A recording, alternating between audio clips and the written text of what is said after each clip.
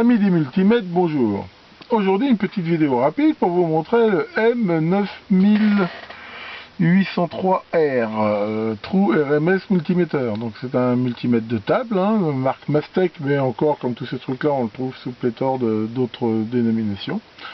Historique encore, on peut facilement le trouver, on le trouve sur eBay, aux alentours, enfin selon le port, les pays et tout, on va dire entre 120 et 160 euros. On peut aussi éventuellement le retrouver chez des revendeurs français, je vais pas été voir les prix, mais éventuellement aussi.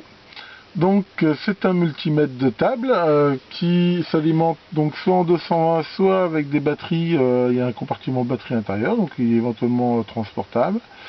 Et il est assez précis, il fonctionne bien. Et il est très simple d'emploi, comme tous les multimètres. Ici, on voit qu'il peut marcher en mode déjà voltmètre alternatif. Alors, ici, il y a quelque chose de très pratique, ce serait très haut éclairage. Alors, si on met sur batterie, éventuellement, ça peut consommer plus.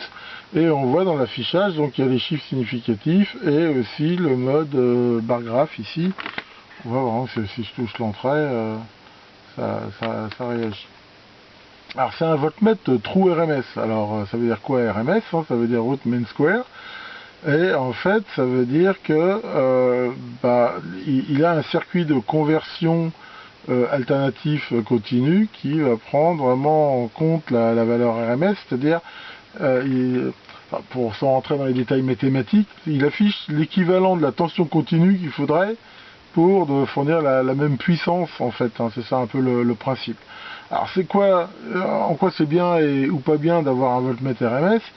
Généralement les multimètres de base qui ne sont pas RMS, la tension qu'ils affichent, c'est la tension efficace généralement, et la tension efficace c'est fait par un atténuateur en fait, un réglage qui fait que en gros c'est 0,707 je crois la tension crête, mais ça n'a de sens que pour un signal purement sinusoïdal. Donc, tant qu'on mesure de la tension du secteur ou des trucs comme ça, ça va.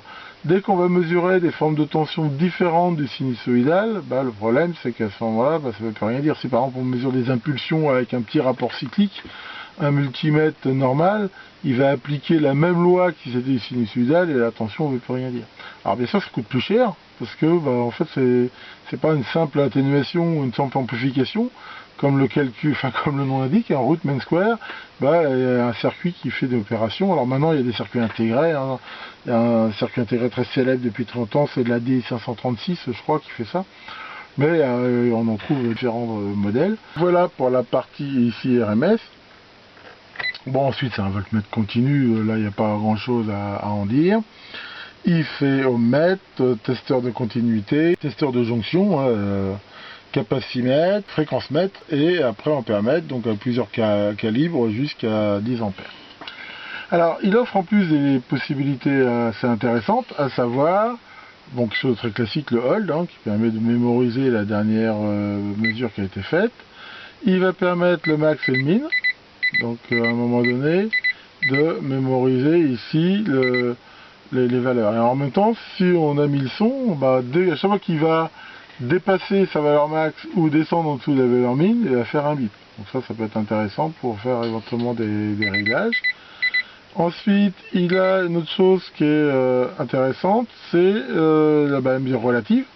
Donc ça, en fait, ça permet de mettre un offset, et ça c'est très intéressant, ça va permettre par exemple de regarder la différence sur une tension, la variation d'une tension, d'une résistance ou de ce qu'on veut.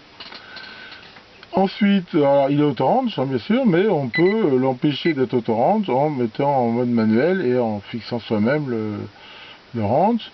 Il a une mémoire, ça permet de mémoriser une valeur ou de la rappeler.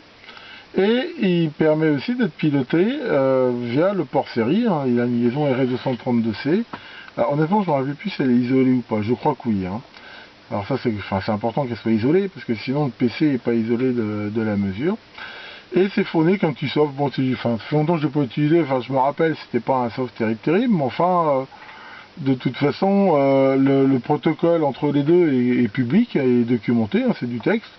Donc à la limite ça permet après de faire l'application qu'on veut, c'est très facilement en VB, en .NET ou ce qu'on a envie. Donc voilà pour la présentation un peu rapide de ce multimètre, mais je l'ai depuis de nombreuses années en fait, hein, et il m'a pas mal servi.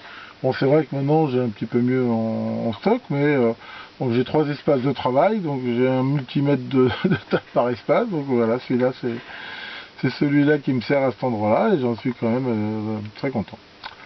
Donc voilà pour cette présentation, merci beaucoup de votre attention, et à bientôt pour de nouvelles vidéos.